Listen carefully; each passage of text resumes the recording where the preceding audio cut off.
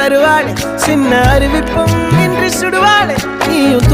தும்மிடி ஆயுசு நூறாக என் உயிர் உன்னோட பத்திர சொத்தாக என் பார்வை உன்னோடு உன் பொம்மை கண்ணோடு பேசாமல் விண்ணோடு நாம் மிதந்து போவோம் காதாரா அடியானோ நான் தாங்க மாறோடு